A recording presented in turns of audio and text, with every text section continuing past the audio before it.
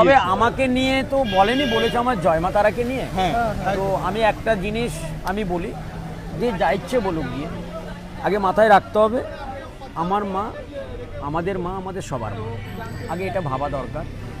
আর মায়ের বিষয় নিয়ে আগে ভাবা দরকার যে যিনি আমাদের জন্ম দিয়েছেন তিনি হচ্ছেন আমাদের মা, গর্ভধারিণী মা।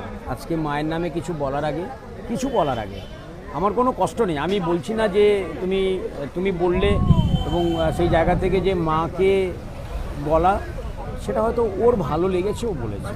মাকে তো ও যেভাবে অপমান করেছে, আমি তো বলতে চাই যে ভাই তোর যদি ক্ষমতা থাকে তাহলে তুইও কর। অরুণদার ক্ষমতা আছে, সে 2000 টাকার নোট দেবে, সে ফুলের মালা দেবে, তার ব্যক্তিগত ব্যাপার। একদম। সৃজিত কোথায় গেল? সৃজিত কোথায় গেল?